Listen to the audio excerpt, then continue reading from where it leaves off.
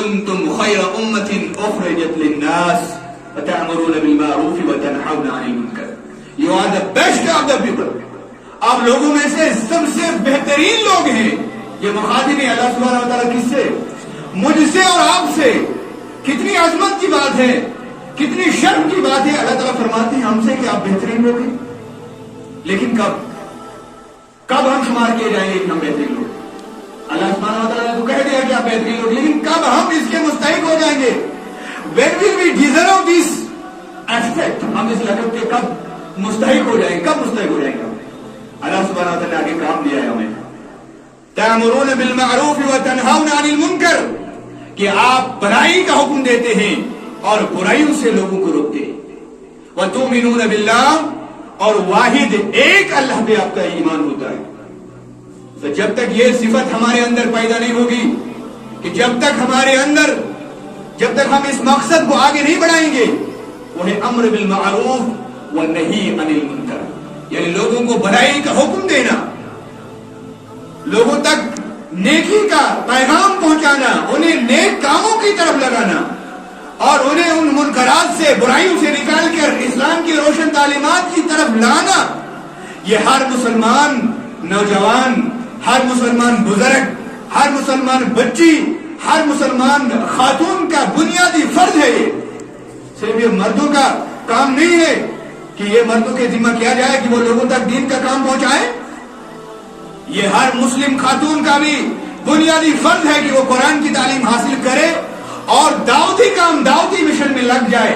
اور بھیج اپنا ہو سکتا ہے, اور ہر ایک تو قرآن کی تفسیر نہیں جان سکتا ہے, گہرائی اور گہرائی پیدا نہیں کر سکتا, لیکن اپنے قابلیت کے لحاظ سے, اپنی صلاحیت کے لحاظ سے ہر مسلمان پر فرض ہے کہ وہ دوسرے تک قرآن کی تعلیمات پہنچائے. اور اس لیے کریم صلی اللہ علیہ وسلم نے فرمایا من رأى منکم منکرا, کہ تم میں سے جو شخص جب کوئی منکر دیکھے, جب کوئی بے حیائی دیکھے, بدکاری دیکھے, حرام خوری ہوتے ہوئے دیکھے, بدتمیزی ہوتے ہوئے دیکھے, کوئی ایسا کام ہوتے ہوئے دیکھے جو معاشرے کے لیے مضر ہو, نقصان دہ ہو, تو چپ کر کے نہیں بیٹھنا ہے. لیکن افسوس, یہاں ہم خود, یہاں کہنے والا بھی, سننے والا بھی, درس دینے والا بھی, درس سننے والا بھی, دونوں ایک ہی کشتی میں سوار ہیں. دونوں کے اعمال, دونوں کا اخلاق سیم ہے, عوام بھی ایسی ہے, اور جو عوام کو لیڈ کرنے والے ہیں وہ بھی ویسے ہی ہیں. تو اس امت کا کیا حال ہے؟ جبکہ رسول اکرم صلی اللہ علیہ وسلم فرمایا من رأى منکم منکرا, کوئی بھی مسلمان منام ہے, کوئی بھی مسلمان, چاہے خاتون ہے, بچی ہے, بزرگ ہے, جوان ہے, کوئی بھی مسلمان اگر دیکھتا ہے برائی ہوتے ہوئے, من رأى منکم منکرا فلیغیرہ بیدہ, اپنے ہاتھ سے روکے, پاور سے روکے, طاقت سے روکے. اگر اس کے اندر استطاعت ہے, روک سکتے ہیں آپ. میں کہتا ہوں آپ آپ کا لڑکا غلط کرتا ہے, کیا آپ اس کو ڈنڈے سے نہیں روک سکتے ہیں؟ پہلے یہ تو آپ فرسٹ آپ کی ذمہ داری ہے کہ آپ اپنے بچے کی ایسی تربیت کریں, اپنی اولاد کی, اپنے بیٹے, اپنے بیٹی کی ایسی تربیت کریں کہ وہ منکرات میں مبتلا نہ ہو جائے. ابھی ہم نے قربانی انجام دی, ابھی قربانی کا ایام گزرے ہیں. قربانی کا مقصد کیا ہے؟ ہم قربانی کیوں کرتے ہیں؟ لن ینال اللہ لحومها ولا دماؤها ولکن ینالہ التقوی منکم. اللہ تعالیٰ فرماتے ہیں ہرگز, جو عربی جاننے والے ہیں ان کو معلوم ہے لن کس لیے استعمال ہوتا ہے. لن میں انتہائی ایمفیسائز ہے, انتہائی تاکید ہے. اللہ تعالیٰ فرماتے ہیں لن ینال اللہ, ہرگز اللہ سبحانہ وتعالیٰ کو نہیں پہنچتا ہے, نہ تمہارے ان جانوروں کے گوشت پہنچتا ہے, نہ خون پہنچتا ہے, ولکن ینالہ التقوی منکم. لیکن اللہ سبحانہ وتعالیٰ کو جو کچھ پہنچتا ہے وہ تقوی ہے, وہ آپ کی نیت ہے جو اللہ سبحانہ وتعالیٰ کو پہنچتا. تو قربانی کے ذریعے بھی جو اللہ سبحانہ وتعالی ہمارے اندر جو کیفیت, جو حالت پیدا کرنا چاہتا ہے وہ یہ ہے کہ ہم تقوی شعار بنے, ہم اللہ سبحانہ وتعالی کو ڈرنے والے بنے, ہمارے اندر گاڈ کانشیسنس ہو. اگر ہمارے اندر گاڈ کانشیسنس نہیں ہے, اللہ کا خوف نہیں ہے, اللہ سبحانہ وتعالی کے بارے میں ہمارے ہاں اس کے حقوق پورا کرنے کے بارے میں احساس نہیں ہے, تو ہماری قربانی نہیں.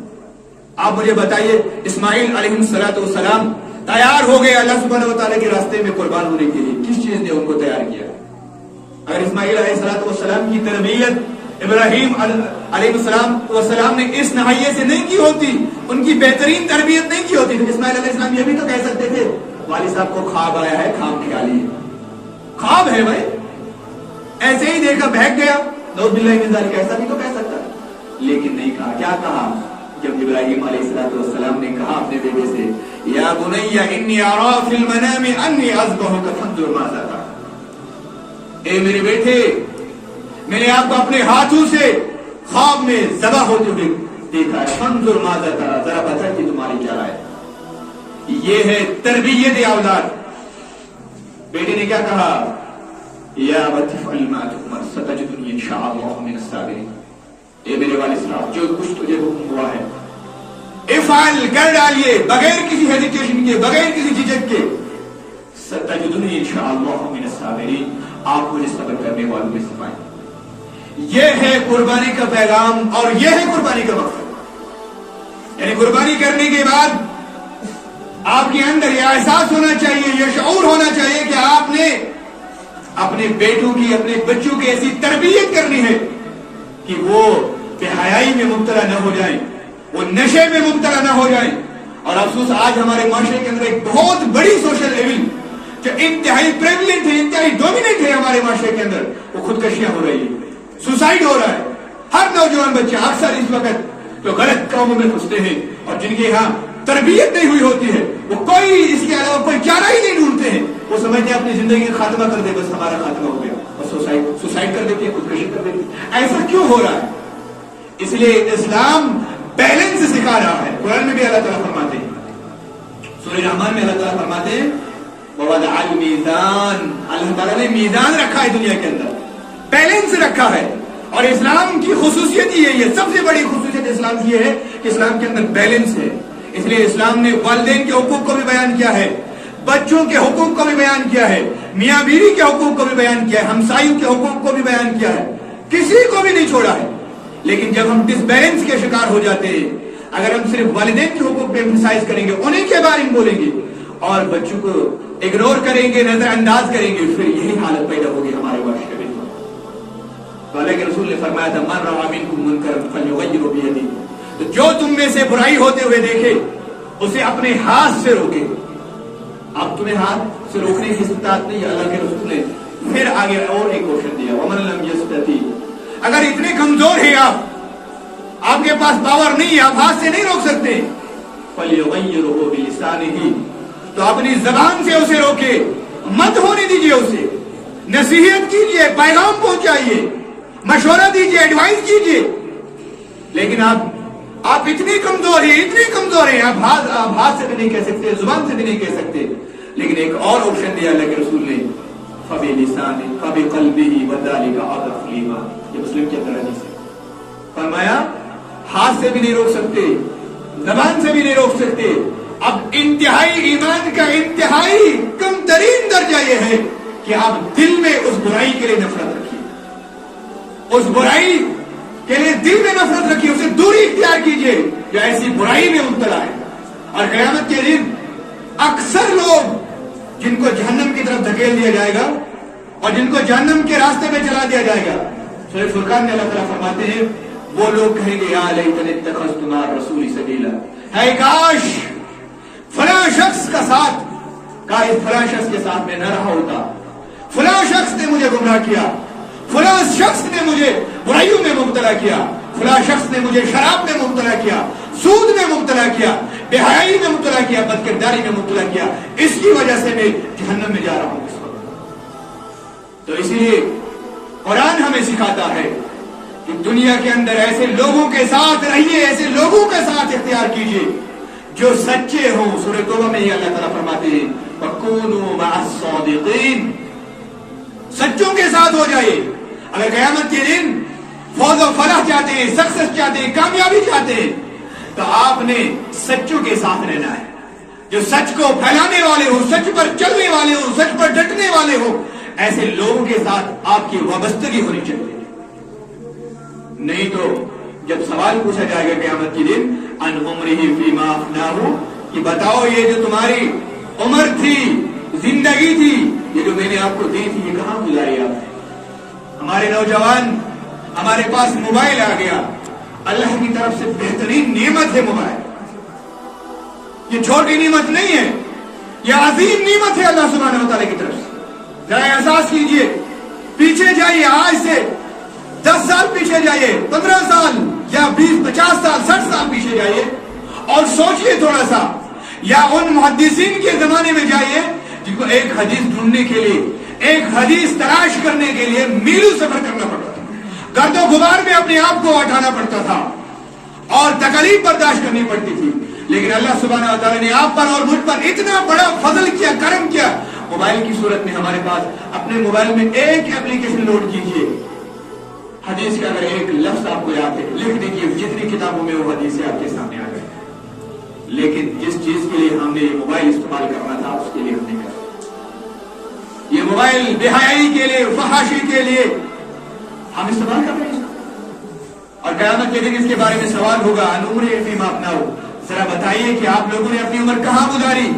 کیا جواب دیں گے ہم لوگ؟ اگر ہم نے اپنی زندگی اللہ کی فرما برداری میں گزاری ہوگی, اس کے احکامات کی پابندی میں گزاری ہوگی, تو ضرور ہم کامیاب ہوں گے. لیکن اگر ہم نے یہ زندگی اللہ کی نافرمانی میں, اس کے عصیان میں گزاری ہوئی, کیا جواب دیں گے ہم اللہ سبحانہ و تعالیٰ؟ اور خصوصاً زندگی میں ایک فیز آتا ہے, ایک مرحلہ آتا ہے جس کی ہر کوئی تمنا کرتا ہے. اگر انسان چھوٹا ہوتا ہے, انسان جو چھوٹا بچہ اس سوچتا ہے کب میں بڑا ہو جاؤں, اور جو بزرگ ہو جاتا ہے اس سوچتا ہے کاش مجھے پھر سے جوانی مل جائے. تمنا کرتا ہے, بچہ بھی تمنا کرتا ہے, بزرگ بھی تمنا کرتا ہے, کاش پھر میرے جوانی کے وہ ایام لوٹ کے آتے, میں مزے کرتا جیسے میں اس دن کام کرتا, لیکن یہ نہیں لوٹ کے آتی.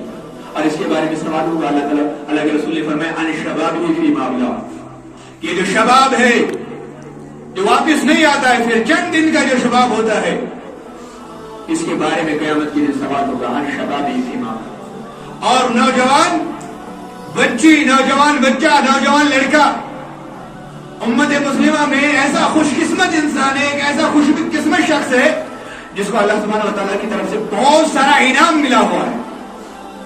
اللہ کے رسول نے فرمایا قیامت کے دن جب یہ آفتاب ہمارے سروں کے اوپر ہوگا اور ہر انسان بقدر اپنے گناہوں کے پسینے میں شرابور ہوگا, اس وقت اللہ کے رسول نے بشارت سنائی ہے نوجوانوں کو, نوجوانوں ذرا احساس کرو, سوچو ذرا اس زندگی کے بارے میں جو آنے والی ہے اور جو لامتناہی زندگی ہے, جہاں سے پھر کوئی بھی انسان واپس پھر وہی رہنا ہے, وہاں سے واپسی نہیں ہے.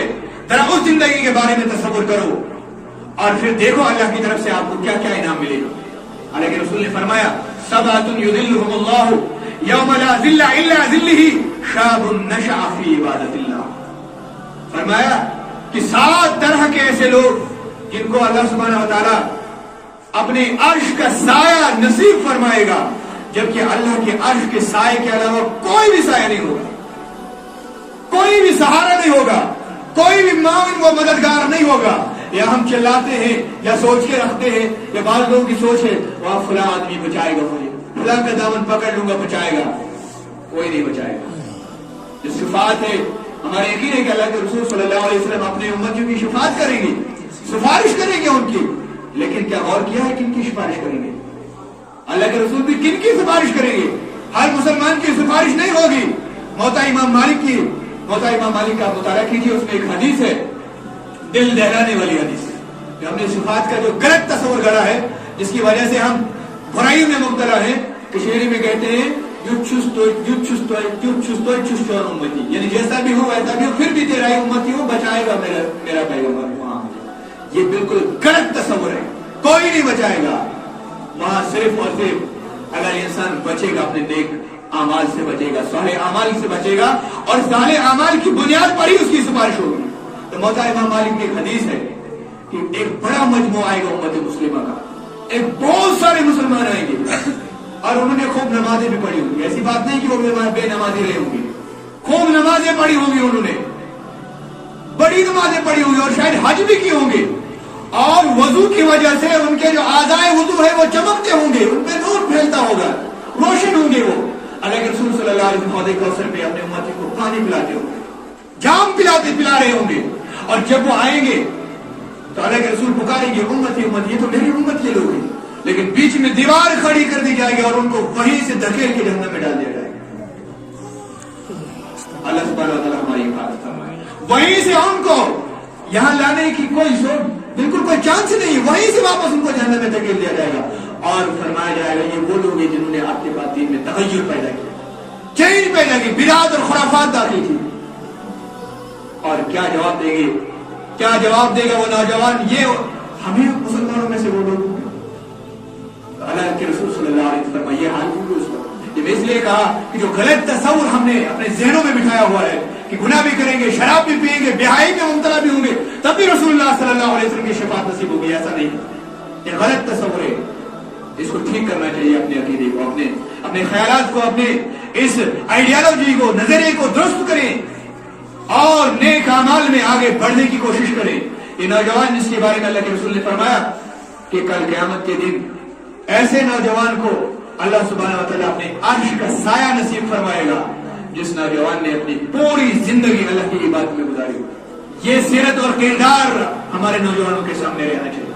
जब हम रसूलुल्लाह सल्लल्लाहु अलैहि वसल्लम के दामन में आ चुके हैं, उनको अपना पेशवा और रहबर मान चुके हैं, तो हमारा नौजवान बच्चा और बच्ची बुराई का सोच भी नहीं सकती, बुराई में वो लोग भी सोना तो दूर की बात। और जो नौजवान अपनी जिंदगी में ये तगौदो करेगा, अल्लाह सुब्हानहू व तआला को खुश करने की कोशिश करेगा, अल्लाह सुब्हानहू व तआला क़यामत के दिन उसे अपने अर्श का साया नसीब फरमाएगा। और एक और हदीस है जिसमें 3 आदमियों का तज़किरा आता है कि 3 आदमी कहीं सफर पे जा रहे थे। अल्लाह के रसूल ने फरमाया कि एक जगह पहुंचे, गार में घुस गए और गार के सामने एक बड़ी चट्टान से आई और वो उसमें बंद हो गई। उसमें भी एक शख्स जो था वो अपनी कजिन से, उसके साथ, अपनी चिचेदार बहन के साथ वो गलत करना चाहता, वो मजबूर थी। लेकिन जब वो तैयार हुए गलत काम करने के लिए, उस वक्त उसको एहसास हो गया इन्नी अखाफुल्लाह, वो चिल्ला उठा इन्नी अखाफुल्लाह कि मैं अल्लाह से डरता हूं, मैं ऐसा काम नहीं कर सकता।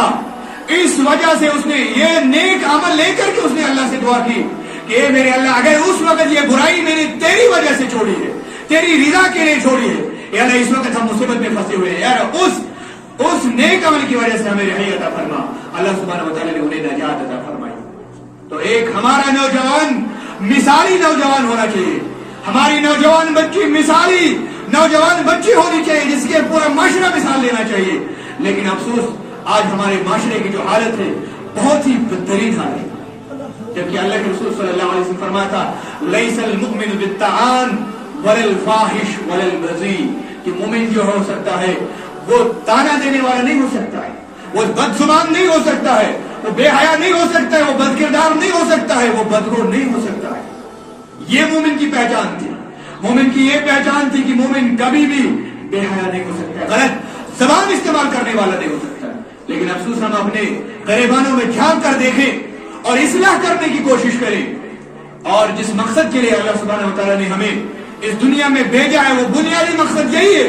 जब हम खुद इन चीजों से बचेंगे, इन बेहयाई के कामों से बचेंगे, तब जाकर हम ये क्वालिफाई कर पाएंगे कि हम दूसरों को भी उन कामों से बचाएंगे। क्योंकि बुनियादी मकसद आपका और मेरा यही है इस दुनिया में आने का कि हम दूसरों को नेकी की तरफ बुलाएं और उन्हें बुराइयों से रोकें। अगर हम इस काम को अंजाम नहीं देंगे, दूसरों को खुद भी नहीं बचेंगे बुराइयों से और दूसरों को भी नेकी की तलकीन नहीं करेंगे, नेकियों की तरफ बुलाएंगे नहीं, तो फिर सूरह मोहम्मद में अल्लाह सुब्हानहू व तआला फरमाते हैं वइन ततवल्लू यस्तब्दिल कौमन गैरकुम सुम्मा ला यकूनू अमसालकुम, कि अगर तुम इस नस्बुल ऐन से मुंह मोड़ोगे, रूगर्दानी करोगे, वइन ततवल्लू यस्तब्दिल कौमन गैरकुम, मैं तब्दील करूंगा, तुमको मिटा दूंगा मैं दुनिया से। और सूरह माइदा में भी अल्लाह सुब्हानहू व तआला फरमाता है यरतद अन दीनी व मन यरतद मिनकुम अन दीनी, यानी जो इस कार्य अजीम से, इस नस्बुल ऐन से अपना मुंह मोड़ेगा, रूगर्दानी करेगा, अल्लाह ताला फरमाते हैं मैं खत्म कर दूंगा तुम लोगों को, निस्तो नाबूद कर दूंगा, एक दूसरी कौम लेके आऊंगा, नए लोग लेके आऊंगा, सुम्मा ला यकूनू अमसालकुम, फिर वो तुम्हारी तरह नहीं होंगे, फिर वो आपकी तरह नहीं होंगे, वो बढ़ चढ़ कर नेकियों में हिस्सा लेने वाले होंगे, अल्लाह के कुरान को दूसरों तक पहुंचाने वाले होंगे और खुद भी उस पर अमल करने वाले होंगे। ये है हमारा बुनियादी नस्बुल ऐन कि हम खुद भी कुरान पढ़ने वाले हो और कुरान की तालीमात दूसरों तक पहुंचाने वाले हो। और हर नबी का यही बुनियादी काम रहा है, मिशन रहा है, اور یہی مشن دے کر کے آخری نبی محمد رسول اللہ صلی اللہ علیہ وسلم مجھے اور آپ کو دے کے چلے گئے. اللہ کے رسول نے فرمایا تھا العلماء ورثۃ الانبیاء، جو علماء ہوتے ہیں، جو جاننے والے ہوتے ہیں، وہ انبیاء کے وارث ہیں. اور ہر مسلمان پر فرض ہے علم حاصل کرنا، ہر مسلمان پر فرض ہے قرآن کا علم حاصل کرنا، حدیث کا علم حاصل کرنا. ایک مسلمان کا تصور ہو ہی نہیں سکتا ایجوکیشن کے بغیر. پہلی چیز جو ہمیں سکھائی گئی اسلام میں، پہلی وحی جو آئی، کیا آئی؟ پہلی مرتبہ یہ نہیں کہا گیا تھا کہ نماز پڑھو، حج کرو، زکات دو. پہلا جو احکام، پہلا جو حکم اللہ کی طرف سے نازل ہوا تھا وہ اقرا ہوا تھا. اقرا بسم ربک الذی خلق الذی علم الرحمن علم القرآن. پہلی چیز جو مجھے اور آپ کی جس کی تلقین کی گئی تھی وہ پڑھنے کی گئی تھی. ہم پڑھنے والے ہونے چاہیے، ہم تعلیم یافتہ ہونے چاہیے تھے، ہم ایجوکیٹڈ ہونے چاہیے تھے. لیکن سب سے کم شرح خواندگی، سب سے کم لٹریسی ریٹ جن کے اندر ہے وہ مسلمان ہیں. اس وقت اگر ہم کہیں آپ کو بلانے لگے سب سے جاہل قوم جو بنی ہوئی ہے وہ ہم ہی لوگ ہیں. اور اس وقت ایک چھوٹا مذہب پایا جاتا ہے، 2% بھی نہیں ہے وہ دنیا کے اندر، ہندوستان میں ہی پایا جاتا ہے، جینزم. بہت ہی کم لوگ ہیں، بہت ہی چھوٹا مذہب ہے. 99% لوگ اس میں ایجوکیٹڈ، 99% لوگ اس میں، 99% لٹریسی ریٹ ہے ان کے اندر. ہر ایک مذہب کیا ہے کسی کھاتے کا نہیں ہے، بعض لوگ جانتے نہیں اس کے بارے میں. لیکن جس قوم کا یہ بنیادی فرض قرار دیا گیا تھا کہ آپ کو خود بھی پڑھنا ہے اور دنیا کے لوگوں کو پڑھانا ہے، وہ قوم خود اپنی جاہلیت میں اپنی زندگی گزار رہی ہے. ذرا تاریخ میں جائیے، اللہ کے رسول صلی اللہ علیہ وسلم کے زمانے میں جائیے. اللہ کے رسول صلی اللہ علیہ وسلم کو جنگیں بھی کرنی پڑی، غزوات بھی کرنی پڑی. جنگ بدر ہوا، جب جنگ بدر ہوا اور کچھ لوگ قیدی بنائے گئے. آج دنیا ہمیں سکھاتی ہے نا کہ یہ وحشی قوم ہے، اسلام تلوار کے زور سے پھیلا ہے، مسلمان ظلم اور جبر کرنے والے ہیں. لیکن کاش وہ ہماری تاریخ کا تھوڑا وداؤٹ فینیٹزم، وداؤٹ بیگاٹری، اگر انہوں نے بغیر تعصب کیا انہوں نے اگر مطالعہ کیا ہوتا وہ ایسا نہیں کہتے.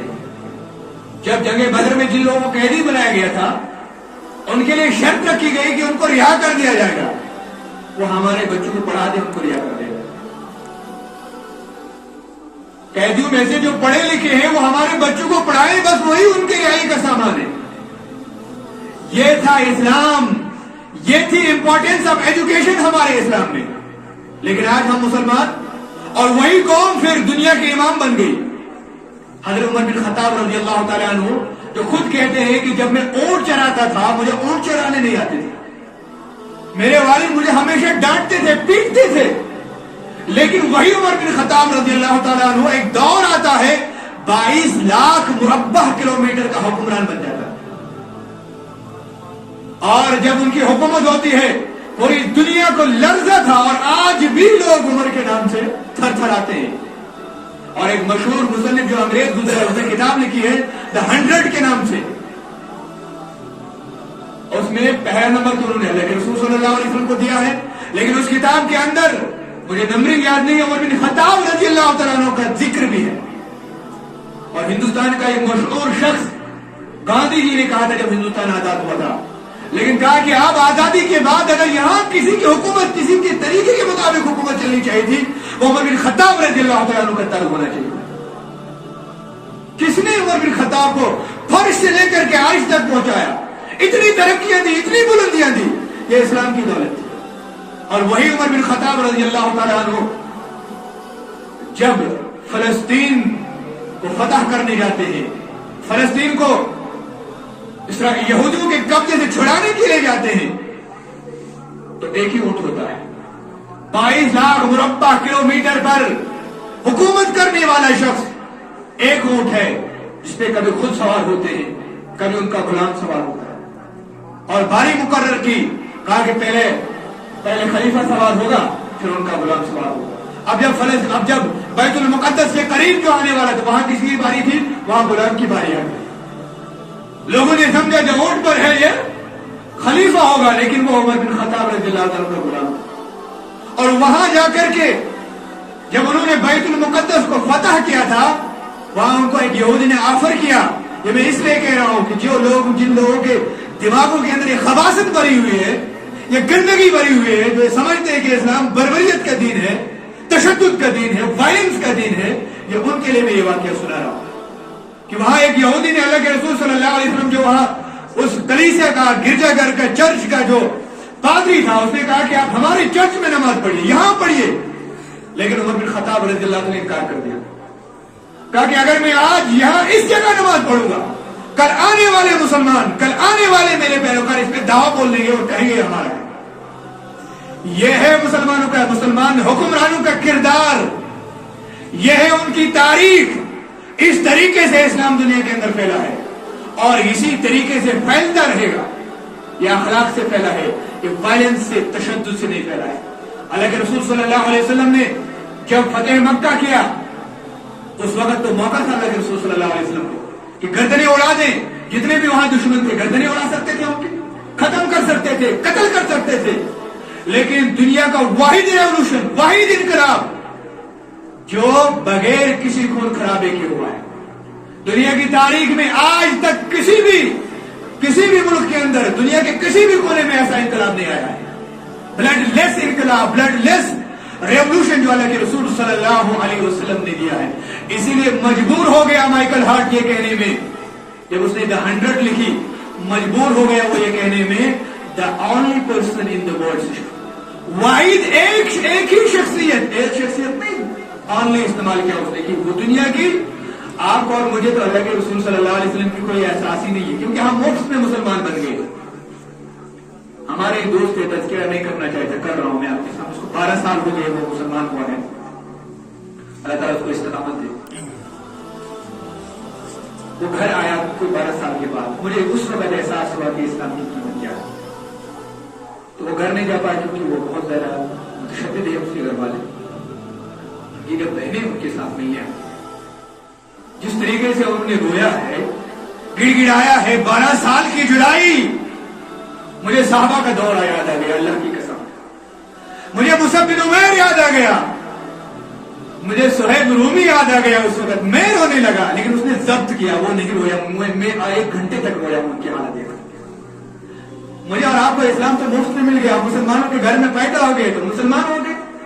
لیکن پوچھئے ان لوگوں سے جو ماں باپ سے کٹتے ہیں، بہن بھائیوں سے کٹتے ہیں، صرف اور صرف اسلام کی وجہ سے. اگر اسلام کی قیمت پوچھنی ہے، اسلام کی ویلیو پوچھنی ہے، ان سے پوچھ لیجیے. حضرت صہیب رومی رضی اللہ تعالیٰ عنہ جب مدینہ کے لیے ہجرت کرنے کے لیے جا رہے تھے، کافروں نے ان کو روک لیا. لیکن انہوں نے کافروں کو پتا تھا کہ یہ سخت تیر انداز ہے، ہمیں چھلنی کر دے گا تیروں سے. کہا کہ آؤ تم ٹھیک ہے، لیکن میرے تیروں کا سامنا کرنا پڑے گا. لیکن کافروں نے کہا کہ ہم تمہیں چھوڑیں گے، ایک شرط پہ چھوڑیں گے. تم بتاؤ، روم سے تو تم فقیر بن کے آئے تھے، کھالے آئے تھے، تمہارے پاس تو کچھ تھا نہیں. یہاں تم نے تجارت کی، بڑا مال و اسباب جاری کیا، جمع کیا. تم وہ مال و اسباب ہمیں دے دو، ہم آپ کو آزاد کرتے، جہاں آپ جانا چاہیں جا سکتے ہیں. صہیب رومی نے اسلام کے لیے وہ سب کچھ، جتنی دولت تھی سب کچھ دے دیا، کہا سب کچھ اللہ کے راستے میں قربان، لے جاؤ اور مجھے اللہ کے لیے چھوڑو.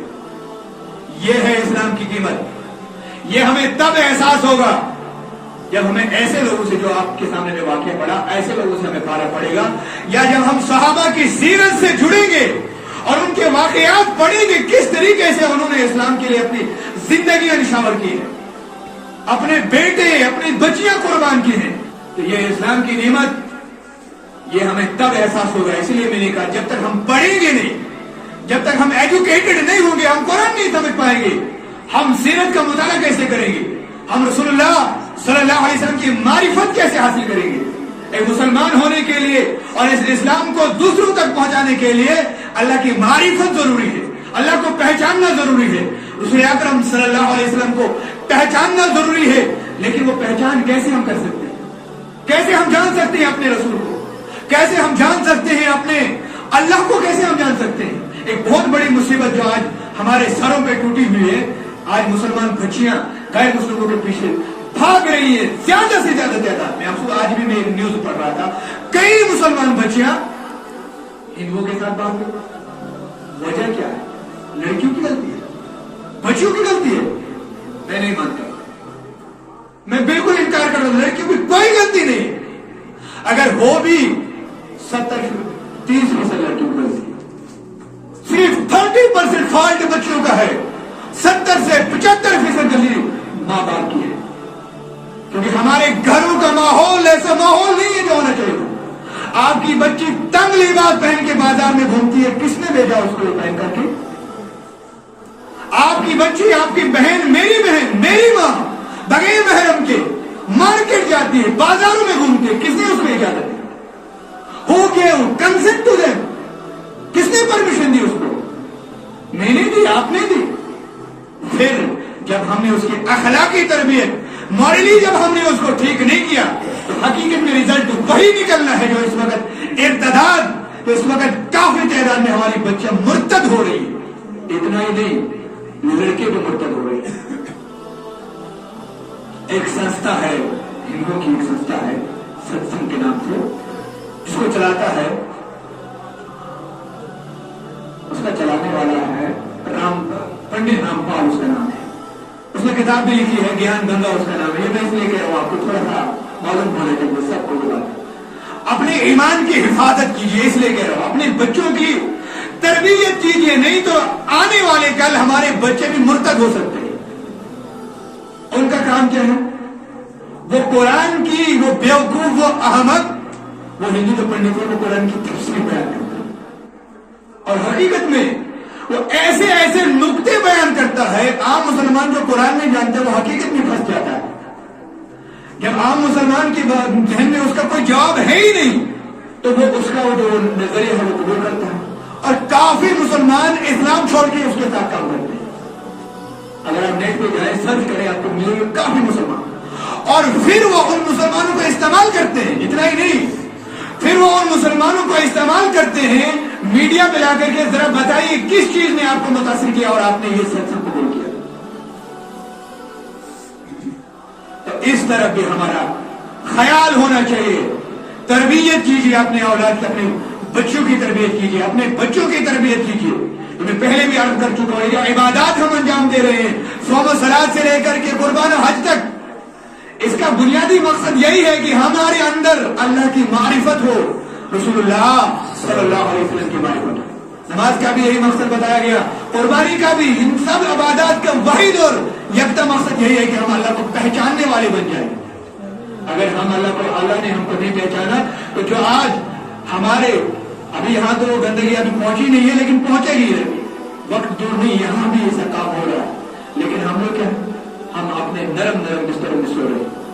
اللہ کے رسول صلی اللہ علیہ وسلم نے فرمایا تھا کہ وقت آئے گا کہ اس امت کی بچیاں لباس پہنیں گی، کاسیات عاریات مائلات ممیلات۔